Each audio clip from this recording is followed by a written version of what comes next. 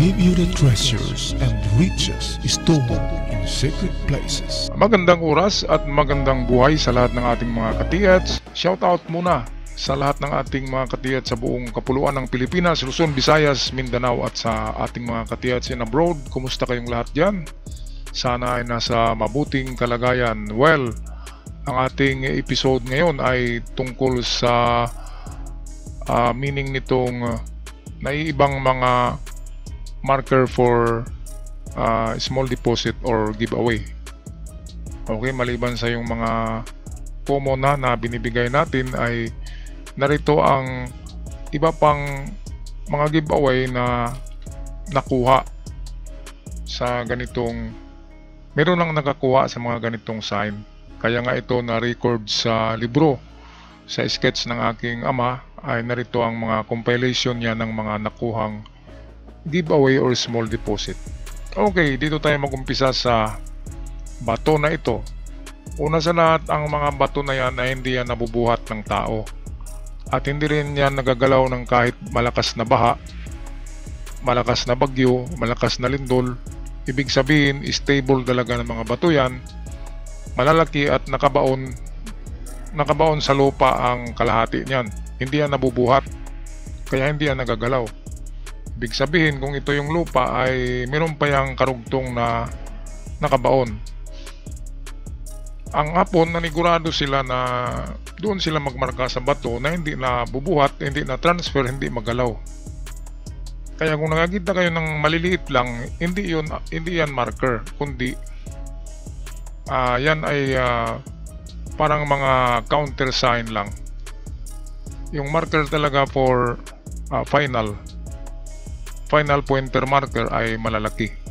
Kung hindi man malaki, kunti lang yung nakalitaw sa lupa pero malalim yung nasa ilalim ng lupa. Ganyan, parang iceberg. Maliit lang ang lumilitaw pero ang ilalim pala ay malaki, parang ganito. Yan, ito lang yung lumilitaw pero malaki ang ilalim. Okay, ito na, itong natutulog na tao, nakapikit siya. Natutulog. So wala siyang tinitingnan. Wala rin distansya kasi hindi siya active, natutulog. So ibig sabihin, diyan lang muna siya. So ibig sabihin, treasure under. So yan, treasure under siya. Ito ang nagsasabi ng under, itong dalawa at saka linya. So ibig sabihin ay under. Ito kasi ang pagkakuha ng item na yan, under sa bato. So small deposit lang siya, lalim ay nasa 2 to 3 meters. Okay, walang mga booby trap kasi giveaway nga. Okay, pangalawa, ito very common ito. Pag nakakita kayo ng dinoble na rectangle na pagkaukit, yan ay treasure on the spot. Kung wala sa loob ng bato, malaman nyo na sa loob ng bato kasi malaki ang bato. Kung malaki na bato, parang tricycle, nasa loob yan. Pero kung medyo maliit-liit lang siya, na pwedeng hindi paglagyan, pero malaki ang ilalim, so pwedeng treasure under the rock, pwede under sa kanya. Pero dito kayo mag-umpisa paghukay sa harapan kung saan nakatatak ang marka, and then drift kayo sa ilalim niya. Ganon pa rin na lalim, 2 to 3 meters ay meron na kayong makita dyan. Karamihan na sign talaga dyan ay buti. In 1 meter meron ng mga buti na Japanese. Yung mga dikulay, orange, brown, green, ganyan ang mga buti. Kapag may ganyan, malapit na kayo dyan. Sigurado na yan. Okay. Ito, common to eh. Kanji ito ng under. Minsan, treasure under ang meaning niya. Kahit kahit wala tong ganito, kahit tilang na nagaganyan, treasure under pa rin yan sa harapan. So dito ang hukay sa harapan niya. Ang distance yan ay malapit lang, 1 to 2 meters sa harapan. So, umpisa sa 1 and then palakihan to 2 meters distance. Ganun pa rin dahil treasure under, umpisa sa harapan and then halimbawa dito kayo naghukay. Pagdating sa 2 meters, drift na kayo pa ilalim sa bato. Tiyakin lang ang bato na hindi yan babagsak, lagyan nyo ng suporta or tukod. Ito naman, ano bang nakita nyo dito? Parang naka-smile siya, walang mata. Pero merong ilong, pero missing yung dalawang mata. So ito ay treasure under the rock pa rin. Kaya itong episode natin ngayon, mga treasure under the rock signs or inside. Kung hindi siya under, nasa bato. Malalaman mo ang bato kung may laman. Kasi pag masuhin mo yan ng malakas, talagang malakas na pagmaso. Ang buong bato, likod, harap, gilid, ibabaw. Hanapin yung tumutunog na side. At pag merong tumutunog, pwedeng nasa loob ang item. Ganyan lang. Itong ating episode ngayon, maganda to sa walang mga gamit. Walang mga detectors. Kasi yan talaga ang sabi nga na ang race car driver, yung kumakarira, ay hindi makapagkarira kapag walang sports car. Pero ang treasure hunter ay makapag-treasure hunt kahit walang detector. Ako nakapulot ako ng, sabihin natin nakapulot lang. Kasi hindi ko hinukay. Sa loob kasi yun ng kuweba. Small stash. Dahil lang sa sign. Dahil sa treasure sign. Sinundan ko lang yung arrow sa loob ng kuweba na underwater na nandoon na. Yung treasure box makikita mo na nakalitaw. Kaya sabi ko na pulot lang. Pero yun ay dahil sa treasure sign. Kaya wag niyong baliwalain ng treasure sign. Kahit wala kayong kagamitan, walang detector, kapag tama yung treasure sign na sinundan nyo, sundan nyo rin yung damdamin nyo, at hilingin nyo sa Panginoon na linawin yung isipan nyo. Gawin niyang X-ray vision ang inyong mga mata. At ituro ang tamang direksyon. Pwede yan. Walang imposible. Kasi pag ibigayan ng Panginoon sa atin, ibibigayan. At kung ang magbigay naman sa iyo ay demonyo o mga lamang lupa, merong mga kapalit yan. Siswertihin ka muna, din sa huli ay meron silang hihingiin na kapalit. Kaya maganda na yung galing sa Panginoon na dasal. Okay, last. Ito kakaiba talaga oh. Ito naman ay giveaway na may distansya. Okay, papunta siya dito in 9 meters. 9 meters to. According sa nakakuha sa record. Ito dapat to ay 5.5 to dalawa. Pero nasa 9 lang ibinaon. So kapag ganyan, dito tayo sa kanan. Papunta. Okay, meron lang akong idagdag na iba pa na mga treasure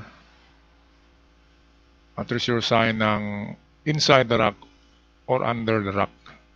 Sandali lang. Dito may dagdag tayo na common sign din. So ito, lahat ng primary signs, primary symbol, make that primary shapes, ay sign niya ng treasure inside or treasure on the spot. So halimbawa ito, ayan no. Kapag ganyan na nakaharap sa iyo ang triangle, karamihan ng pagbaon nila ay sa harapan. So dito yan. Ngayon kung ang triangle ay nasa ibabaw, halimbawa ganito, ang triangle ay nasa ibabaw ng bato at meron din siyang dot sa gitna. So kapag ganito na nasa ibabaw ng bato, sundin mo lang yung yung dot. Ang dot kasi merong lalim yan na 1 inch. So tusukin mo yung daliri mo. Tusukin mo ng daliri mo. So anong nangyari? So ibig sabihin downward. So ganun din itong sa una natin. Tusukin mo yan ng daliri mo. So doon sa loob. Kaya ito ay pwedeng treasure in front. Pangalawa na ang treasure inside the rock. Depende sa bato kung malaki. Kaya masuhin nyo, pukpukin nyo ang mga bato na malaki. Kapag may ganyang marka, pwedeng nasa loob lang talaga yan. Ito naman, ganun din, pwedeng kapag malaking bato, pwedeng nasa loob lang ang item, dito lang. Or kung manipis-nipis ang bato, ay nasa ilalim niya. Dito ang item. So hindi yan mga ganun karami sa iniisip natin. Yan ay mga karamihan dyan ay assorted lang yan na mga ginto. Mga alahas, may halong mga gemstones nakalagay sa box. Okay, pangalawang primary shapes ay ang ito, sigurado talaga to, bilog na may butas din sa gitna. Ito, may nakuha to sa amin dito. Ang bilog ay nasa ibabaw ng bato. Nasa ibabaw. So, ang ginawa nila ay binasag nila ang bato, binasag. And then walang laman ng bato kaya hinukay nila ang ilalim ng bato. At doon daw ay may nakuha. Sabi ng nagsabi sa akin. Kaya proven na ang sign na yan ay talagang treasure on the spot or treasure under or treasure inside the rock. Ito naman, dalawa rin ang kahulugan nito. Kasi nakatagilid siya, kung nag-side view yan, ito yung bato. So ibig sabihin, papunta sa loob. So treasure inside the rock ang una niyan. Ang pangalawa niyan ay treasure in front. So dito sa front niya. Kasi diyan kung sabihin natin mali tayo, kung yan ay mata, so nasa front. Pero kung yan talaga ay butas, inside the rock. Yan ang pagkakaiba ng sa ibabaw at saka ito sa gilid. Ang sa ibabaw ay karamihan under. Okay, punta tayo sa pangatlong primary shape. Yung square. Kanina may sample na tayo, rectangular yun. Ngayon square naman. So ang square ay walang direksyon kasi pantay ang kanyang sukat ng mga side. Yung kanina ay rectangle kasi yun. Rectangular box. So nagsabi siya na mayroong box. Ito naman nagsabi siya na treasure on the spot. Kapag ganyan, ganun din, nakatagilid. Una ay nasa loob lang ng bato. Kapag malaki ang bato, pukpukin nyo lang ng maso ang bato ng malakas. At kapag tutunog siya na hollow, jackpot. Okay, ngayon ang pangalawang niyan, itsura ng pag-carve ay sa ibabaw ang square, kaya downward ang direksyon niyan. So, it's either sa loob ng bato pa rin or diretso sa baba niya ang item. Ang karamihan ng mga lalim niyan, pinakamababaw ay 2 meters, pinakamalalim ay 4. So diyan lang, wag na kayo pumunta pa sa 10 meters. Kapag ganyan na mga sign, sabihin natin kumapal ang lupa, so hanggang 5. Kumapal ang lupa dahil sa tagal ng panahon. So all in all, 2 to 5, yung 2 yan ang yung pinakamababaw.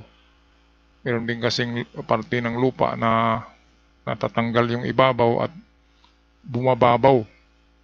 Bumababaw ang treasure. Meron ding lumalalim ang treasure dahil ang lupa ay kumapal dahil sa baha o dahil sa mga tinapo na nalalata na mga bagay. Okay, ngayon meron akong ipapakita na example ng mababaw na tunnel. Sandali lang. Okay, so ito yung ating example ng mababaw na pagkabaon na item sa treasure under the rock. So ito yung bato na merong marka. Sabihin natin ang marka diyan ay ito pala, hindi ko na banggit eh. Maiksi na arrow na hindi yung mahaba ang ito mahaba to eh. Itong maiksi lang talaga. Ganyan lang. At ang sukat ng arrow na yan ay maliit din. 4 inches lang yan. 4 inches ang ganyan niya. Ayan. Magtaka kayo bakit anong klaseng arrow yan, hindi mahaba. Ganyan. Parang pandak. Pandak ng arrow. So yan yung arrow na nagsasabi na gold. Ito mismo na sign ay gold. Yan yung kin na tinanggal yung mga ganito niya. So ang natira ay ganyan na lang. So, yan ang isang enigma ng araw. Merong araw na nagsasabi na ginto na. Ginto na kaagad, jackpot na. Meron ding araw, kapag mahaba ang katawan ng araw, ito, ibig sabihin yan ay direksyon. O siya ay trail marker. Lalo na kapag nakakita na ako ng araw na 1 meter ang haba, ang layo-layo. 1 meter sa experience ko, yung 1 meter sinundan ko, 200 meters ang binigay niya. Kaya ganyang kalalayo kapag mahabang araw ang makikita nyo, malayo ang item. Naka-scale kasi yung mga araw. So kung sukatin mo yung araw by inch, yung 1 meter ay merong 30 inches yata. Diba? Kung 30 meters, kung i-meters natin, pero mayroon din palang malayo-layo pa rin. Kaya yan, ito, punta na tayo sa, kahit ganyan na sign, treasure under na yan, bilog na may dot, square na may dot, triangle na may dot, at kahit ito lang na sign, yung parang baliktad na B, entrance kasi yan ang kahulugan. Okay, ngayon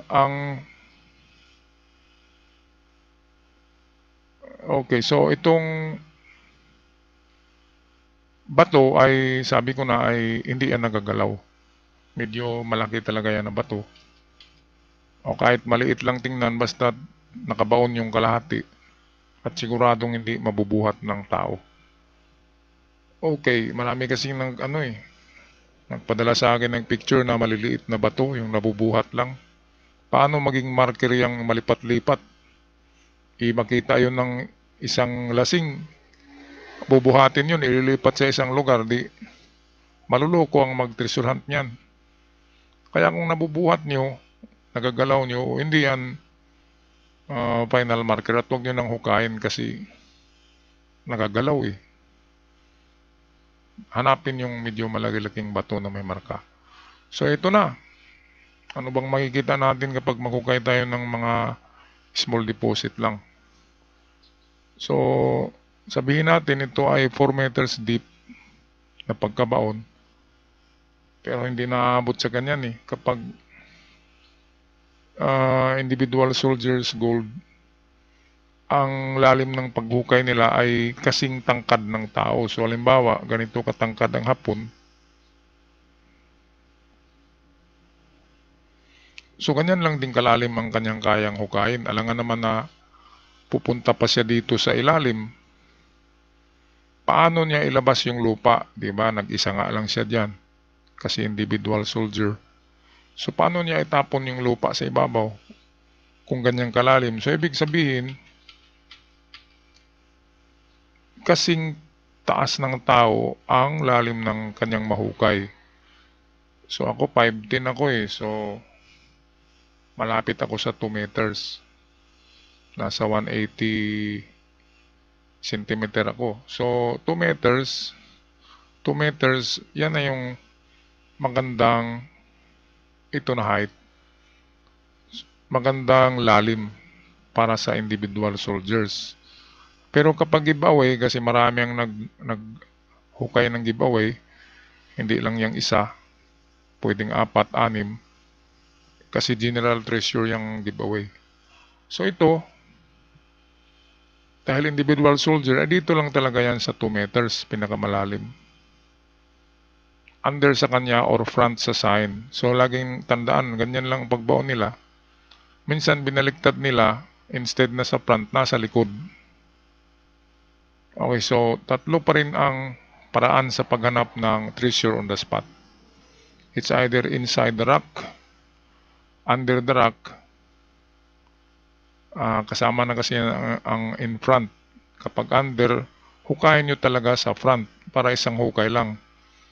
So hukay kayo dito sa front, and then pagdating sa 2 meters, saka kayo mag-drifting going under sa bato. So isang ano lang yan, hukay. Itong back naman ay ito'y pangalawa. Pero kung dito kayo mag-umpisa sa likod, ganun din, para isang hukay lang, drift kayo pa ilalim. So yan, delikado nga lang yung bato, babagsak. Kaya siguraduhin na may mga tukod, may mga timber ang bato. Okay, so ano bang palatandaan na meron talaga ang hinukay nyo? Halimbawa dito, pag hukay nyo palang 1 meter, dito sa 1 meter, ito na lalim, makikita nyo na mga buti. Mga buti na di kulay, green, brown, orange. Ganyan ang mga kulay ng ng Japanese bottle. Karamihan brown at green. Yung orange minsan lang yun, pero mayroong orange. So kapag nakita nyo to, or yung sake jar, yung maliit na jar na porcelana na puti, sake wine yun. Kapag yun ang nakita nyo, kahit mga basag na, dito lang sa 1 meter lang to, ay automatic na sa baba niyan, dito banda, sa ika 2 meters, ay nandiyan na yung small deposit. Small lang to mga ammunition box lang. Hindi yan yung patong-patong na gold bar. So diyan na yan. 2 or 3 meters, ganyan lang. Pinakamalalim na yung 4. Pero kapag paghukay nyo, wala talaga kayong nakita na kahit dahon, kasi pag backfill nila, naisama yung mga dahon sa ibabaw. So meron talaga kayong makita dito na layer. After sa mga buti, ay mayroong mga dahon yan na dumidikit na sa mga bato, nagiging fossil. Meron ding mga twigs o yung mga maliliit na kahoy na putol-putol, yung twigs. Meron din ganyan. Yung sa mga medium deposit, yun na yung nilalagyan nila ng putol-putol na kahoy, putol-putol na kawayan, mga shells. Layering na kasi yun, may layering. Pero dito sa small deposit, hindi na sila naglalagay ng mga ganun. Ito lang, mga buti lang, kasi ang buti ay hawak-hawak nila yan Habang naghukay sila ay meron silang mga baon na soft drinks na beverages, kasi yung mga kulay green at brown. So ibig sabihin ng beverages, pwedeng soft drinks at pwedeng beer. So yan, tinatapon nila yan after nila maghukay. Sa ibabaw ng item, nandyan yung mga buti. Minsan pag walang buti, yung plato na lang binasag, babasagin nila at itapon dyan. So yan, buti, jar, kahit plato. Kapag nakita nyo sa 1 meter under sa bato, sigurado na yan. Ngayon, wag nyo talagang iwan ang pinaghukayan nyo. Huwag kayong umuwi kapag nakita nyo na nandyan na, malapit na, wag talaga kayong umuwi. Kahit na abutin kayo ng umaga, wag umuwi. Yan kasi ang palaging nangyari sa kwento ng mga nakausap ko na treasure hunter, yung ipagmaliban nila na bukas na lang kasi gabi na. Delikado. Hindi ang delikado, mas delikado kung iwan nyo, mawawala siya. Kung hindi tao ang magnakaw niyan, yung mga kasama nyo na lang, or yung kasama nyo ay meron siyang sinabihan ng kapitbahay, yun ang babalik at hukayin yun sa madaling araw. Ngayon kahit wala yung mga magnanakaw na tao, meron ding mga elemento na kumukuha niyan. Kasi ang mga gold ay laruan niya ng mga elemento. Ano bang mga elemento yan? Halimbawa, tikbalang, kapre, diwindi. Yan yung mga mahilig ng ginto na mga elemento. Nagko-collection din sila. Yung mga, lalo na yung mga diwindi. Mahilig talaga yung diwindi sa ginto. Kaya pwedeng sila rin ang kuha niyan. Okay, so yan lang aking may bahagi sa inyo mga katiyats. Sa mga bago pa lamang, huwag kalimutan mag-subscribe sa ating channel. Ako'y magpaalam na. Maraming salamat. Till our next video.